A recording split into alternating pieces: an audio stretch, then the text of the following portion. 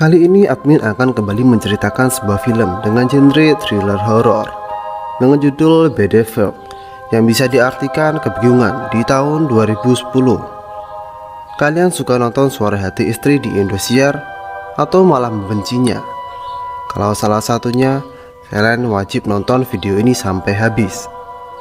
Karena di kisah kali ini akan menceritakan sebuah jeritan hati istri versi Korea yang levelnya di atas super dari segi tragisnya maupun segi pembalasannya.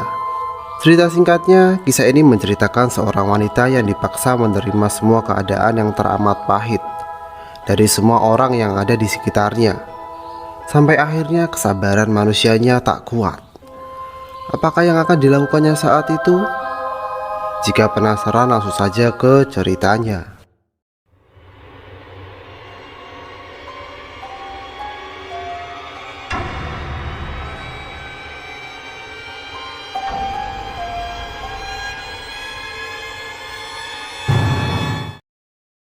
Pertama akan diperlihatkan tokoh bernama Haewon. Dia bekerja sebagai pegawai bank dan dia seorang yang apatis terhadap seseorang. Bisa dilihat dari saat dia dimintai tolong seseorang wanita yang dikejar-kejar oleh fuckboy. Tapi Haewon tak menghiraukannya. Dan saat ada nenek-nenek yang memohon pinjaman, dia tak segan-segan menolak dan membentaknya. Saat dia dimintai saksi untuk kasus penganiayaan dan pembunuhan wanita di awal scene, dia seolah tak tahu apa-apa. Saat dia kembali ke bank, dia melihat nenek di awal yang dia tolak tiba-tiba mendapat pinjaman. Ternyata rekannya yang membantunya. Haewon kemudian kesal dan memaki-maki rekannya itu. Saat Haewon di toilet, tiba-tiba dia dikunci seseorang. Singkat cerita, dia berhasil keluar dan mencari rekannya tadi, menuduh dialah yang menguncinya dan langsung menggaparnya, sehingga dia dipanggil oleh atasan dan disuruh untuk berlibur. Kemudian dia teringat selalu dihubungi oleh teman masa kecilnya, yaitu Boknam, untuk datang, dan dia ada di Pulau Mudo. Singkat cerita, Haewon pergi ke pulau itu. Diketahui Haewon berasal dari pulau itu juga, tapi sekarang pulau itu hanya tinggal beberapa orang saja. Saat Haewon tiba, dia sudah ditunggu oleh Boknam. Perlu dicatat, dalam kisah ini tokoh utamanya adalah Boknam, bukan Haewon. Boknam sangat senang temannya telah datang karena sudah 15 tahun tak berjumpa. Dan Haewon juga bertemu dengan warga di sana.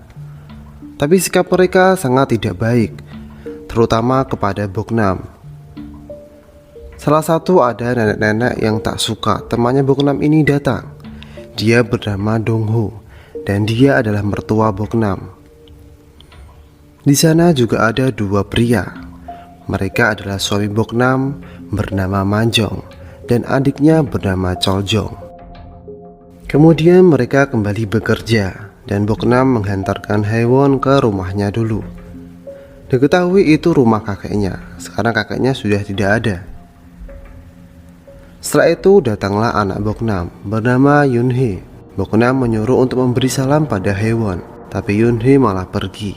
Saat Haewon menanyakan tentang anaknya Boknam menceritakan anaknya sudah 10 tahun, tapi nenek dan bibinya melarang dia bersekolah karena perempuan tidak usah punya pendidikan.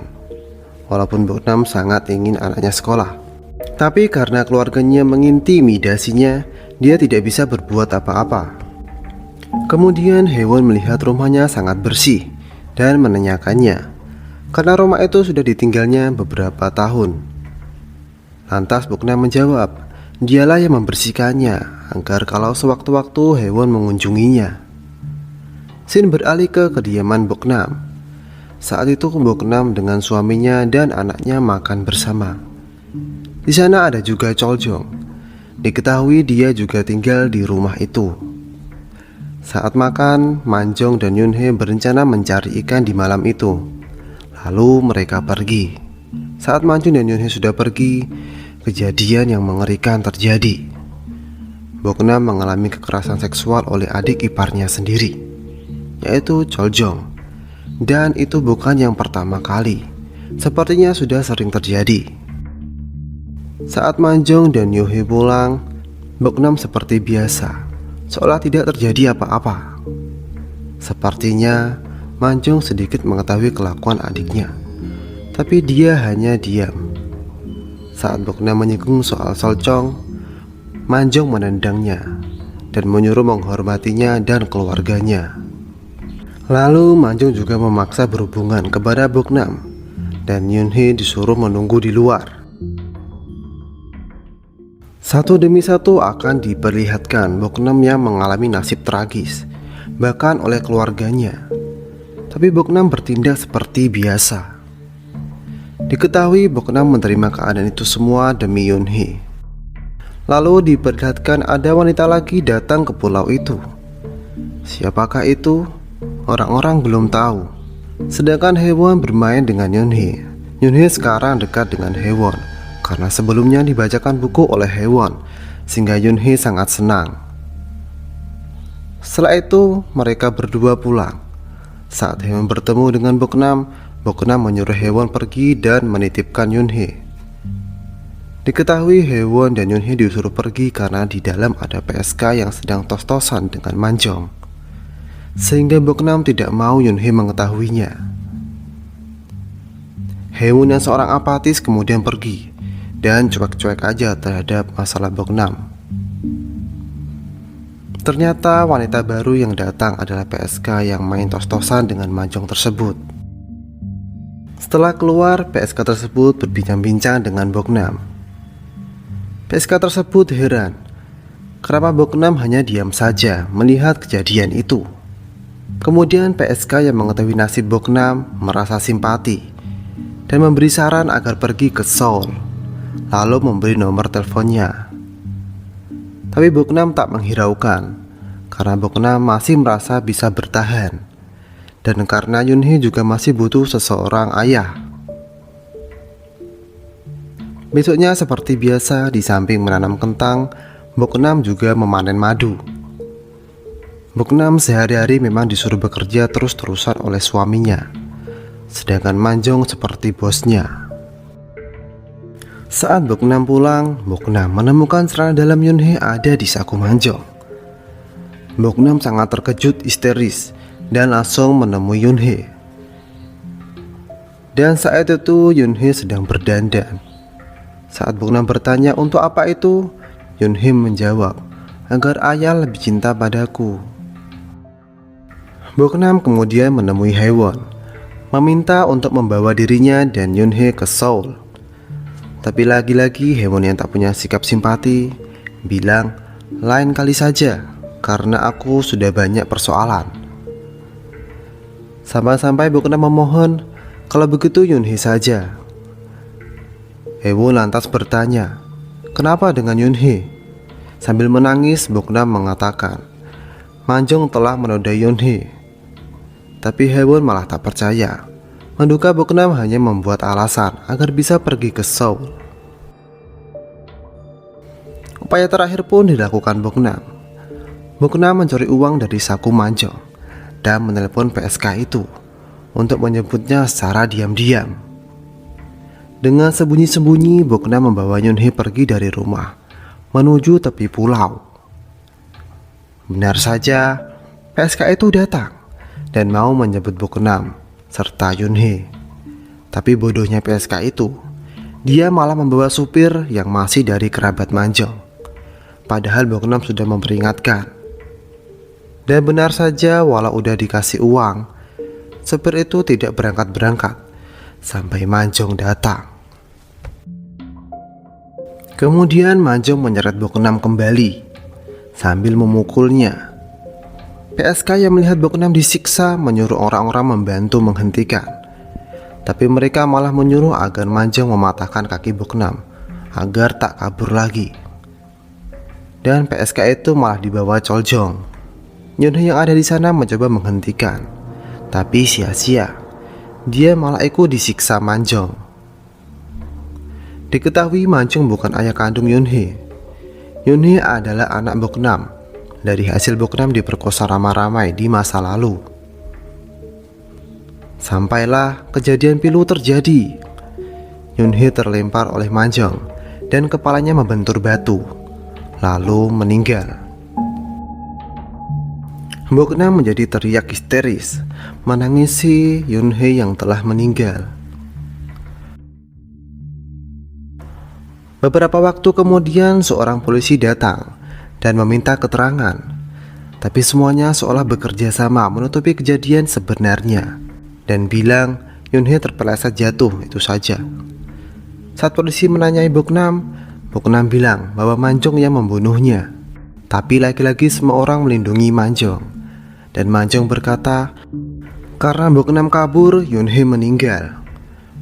Padahal sudah diberi uang agar pergi sendiri, tapi Boknam memaksa Yunhee hingga akhirnya Yunhee jatuh sambil pura-pura Manjong menangis. Kemudian Haewon datang. Saat polisi menanyainya, dia menjawab tidak tahu apa-apa karena dia waktu itu tidur. Padahal Haewon melihat kejadian itu. Lalu polisi itu pergi. Saat polisi itu mau meninggalkan pulau, Haewon mau ikut dengannya. Tapi orang-orang di sana menyuruh segera pergi karena warga tak mau nantinya Haewon membocorkan kejadian sebenarnya ke polisi itu. Saat Haewon kembali, di sana sudah ada Choljong dan memberi makanan. Dan ternyata di dalamnya ada obat tidur. Saat Haewon tak sadarkan diri, Choljong mau memperkosanya. Tapi lagi-lagi Boknam datang dan menghentikannya. Besoknya Boknam seperti biasa bekerja di ladang. Dan seperti biasa juga, selain Boknam hanya melihat saja. Mereka tak ikut membantu. Di saat itulah detik-detik kesabaran Boknam mulai habis sampai ke titik minus. Dan seperti kerasukan Raja Iblis, Boknam mengambil sebuah celurit dan mulai membacok mereka. Satu persatu yang telah menyakiti Boknam terbunuh oleh Boknam, menyisakan kakek yang pikun, karena kakek itu satu-satunya orang yang tak menyakiti Boknam. Setelah itu Boknam memburu yang lainnya juga. Giliran Dongho diburu oleh Boknam sampai tepian jurang, dan Dongho memutuskan menjatuhkan dirinya sampai dirinya tewas. Kemudian Boknam menghampiri Choljong dan kemudian memenggal kepalanya. Tapi saat itu Haewon melihatnya. Lalu Boknam menghampiri Haewon dan Haewon lari. Saat Manjong dan si supir datang, mereka melihat mayang Choljong dan mereka sudah ditunggu oleh Boknam. Tapi saat Boknam menyerang, Haewon kembali dan teriak, "Awas!" Manjong dan sopir itu pun selamat, sehingga Boknam bisa dijatuhkan oleh Manjong. Saat Manjong mau menghabisi Boknam dengan pisau, Boknam bisa mengalihkan perhatian, sehingga Manjong tergigit jarinya, sehingga pisau itu terjatuh. Manjong menjadi marah kemudian mengambil sebuah palu. Tapi saat Manjong menghampirinya, Boknam tiba-tiba menusuknya dengan pisau itu dengan mulutnya, dan Manjong tewas. Lalu si sopir mengajak Haewon untuk lari. Di saat Boknam membacok-bacok tubuh Manjong. Saat mereka mau berhasil kabur, Boknam kembali memburu mereka, sampai akhirnya si sopir tertangkap dan terbunuh. Kemudian Boknam masih mencoba memburu lagi. Selanjutnya yaitu polisi dan Haewon. Secara kebetulan Haewon ditemukan oleh polisi. Haewon saat itu sudah pingsan di kapal, sehingga Haewon dibawa ke kantor polisi. Dan benar saja Boknam memburu sampai tempat itu. Haewon yang sudah sadar terkejut. Tiba-tiba melihat Boknam sudah ada di depan matanya, sehingga Haewon lari dan menemukan polisi sudah tewas, sedangkan pintu terkunci, sehingga Haewon tidak bisa kabur kemana-mana. Lalu Haewon lari ke dalam sel dan menguncinya, bermaksud Boknam tidak bisa masuk.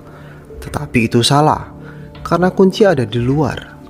Saat Boknam mau membukanya, ternyata polisi itu masih hidup dan menembak Boknam. Lantas Boknam memastikan tewasnya polisi itu dengan mempalunya.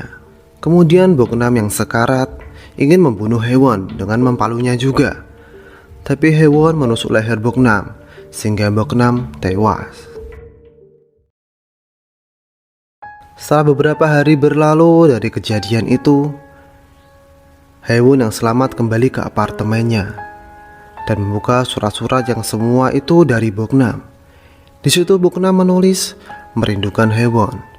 Boknam menyuruh datang karena Boknam mau meminta bantuan. Dan kisah ini pun berakhir.